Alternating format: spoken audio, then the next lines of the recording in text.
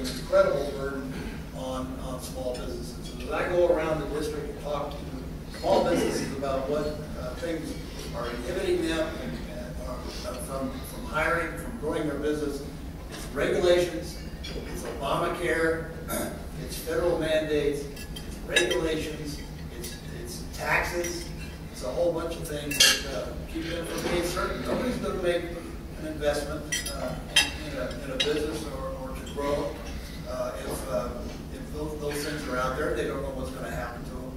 So I will tell you that in the case of taxes, if we don't extend the current taxes, there are going to be 700,000 people, according to Ernst & Young's study, jobs lost because the tax burden is going to fall on those people making more than $250,000.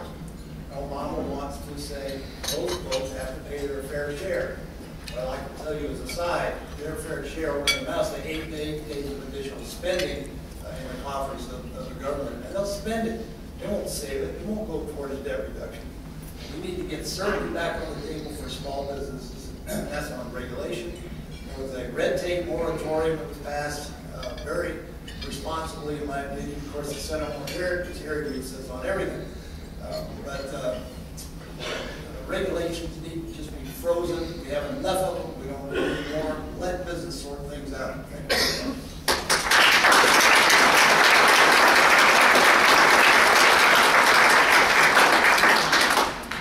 Mr. Perlmutter, again, how will you provide clarity in the laws that are passed by Congress to limit administrative agencies from advancing regulations beyond the scope and intent of the original law that was passed? That's a good question. I would say, first of all, I'm already doing that, and I bumped into a mortgage banker who's in the audience today, and she thanked me for working with FHA and VA on some of the rules that they're promulgating that will could potentially make it harder to sell a condominium complex for a variety of reasons. Also assist in writing letters on behalf of constituents and businesses with respect to the Consumer Financial Protection Bureau, which has been given certain responsibilities under the Dodd-Frank law to make sure that we don't have a crash in the mortgage banking business and in the housing business like we had 4 years ago. But my job, after having been part of passing the law, is also to make sure that the regulators understand that and don't go too far. And so there are instances after instances, and that's why I think a number of the industries are supporting me. The realtors, the National Association of Realtors support me in this campaign. Mortgage Bankers Association support me in this campaign because I know that we need rules of the road to make sure that our economy runs well, but we don't need to go too far. And let's not forget that 4 years ago, in 2008, right at this time, we were having a failure of massive proportions on Wall Street because they ran amok because regulations were not being enforced or they had been repealed. And so our national debt is $16 trillion, but personal wealth totaling $19.2 trillion was lost in the stock market, in home prices, and in jobs. So you need regulations. We need to know what the rules of the road are, but we need to make sure they're smart and effective. And I thank you for that question.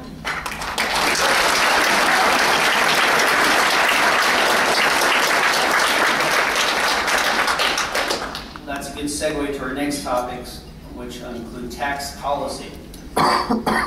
Substantial rhetoric is being advanced about tax extensions and tax reform. The dialogue centers on class distinctions and income levels. Colorado has almost 500,000 small businesses, of which 350,000 are categorized as having no employees. In addition, another 300,000 people in Colorado find themselves as self-employed.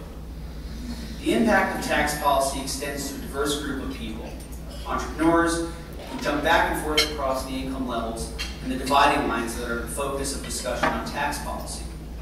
These individuals are the risk takers and the job creators who desire predictability when devising their business plans. Mr. Coors, please outline your position on tax reform. Clarify and define the impacts that you have in your tax reform policy to all the socioeconomic classes and business types. we've got a financial cliff coming up. You all have read about it. We call it the tax Mageddon. If something isn't done in the lame duck part of Congress before the end of the year, 1 million small businesses will be impacted by taxes coming down on them, and that's projected to cost 700,000 jobs in this country. What would I do? Well, as a business person, I think that we're out of sync if we think reforming should happen first, and I'll tell you why. Because reformation is going to take forever. There's 77,000 pages of tax code, 30 feet high. You can have them all up. My solution is, first of all, we got to get certainty in the tax area to small businesses, and that's best done by extending the current tax rates out indefinitely. Then we can come back and look at the things that we need to reform. But unless there's tax certainty out there, that's one of the key things stimulating small businesses in this country. And so I would extend those taxes out as far as possible. But again, to allow some certainty for small businesses. We are at a 40-year low. We need to reignite that American dream that a lot of you harbor. We need to bring some clarity to the future of this country. Only 14% of Americans polled believe that we're going to be leaving a better, the next generation is going to be better off than they are today. And that's just not the American dream. That's not alive and well in this land of opportunity. So I thank you for the question, but let's just freeze the taxes and go forward with some certainty for our small businesses.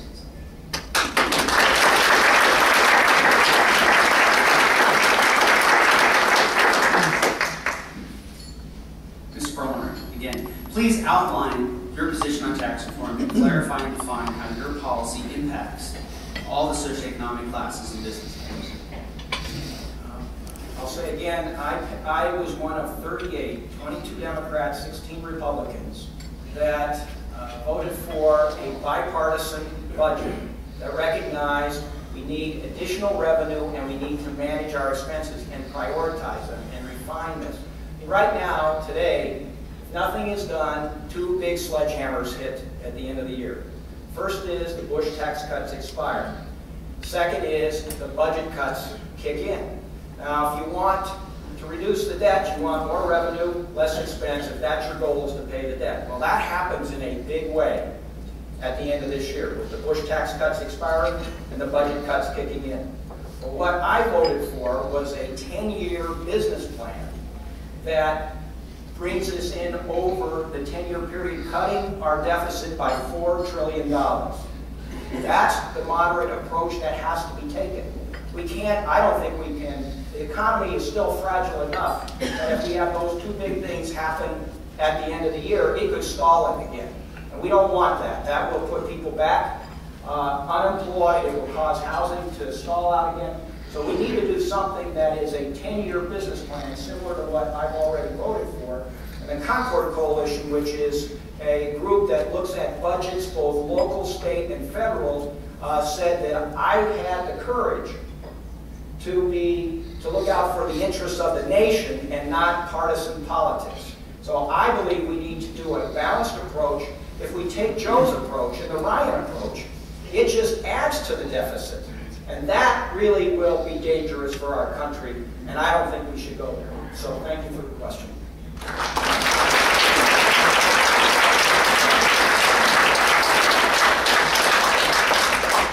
So I think I heard it in the answers. I'm going to take the liberty to ask a follow-up on this. I think I heard this in both your answers, but the question I think many of us are asking, what is your specific position on the Bush-era tax credits? Do you continue them or not? Mr. Perlmutter, please. Thank you. I would support the president who says he'd like to see us return to prior taxes for $250,000 and above, but I am not wed to the number of $250,000. You know, one of the things we have to realize is that you got to have compromise in this world. You don't get everything you want all the time, and very rarely you get it. You need to work with the other side. So if that number were to move up, I would listen to it. But I would otherwise stand with President Obama in allowing the tax cuts to expire for the wealthiest people in the country, but I'm open to whether it's 250,000, 500,000, or maybe even a million.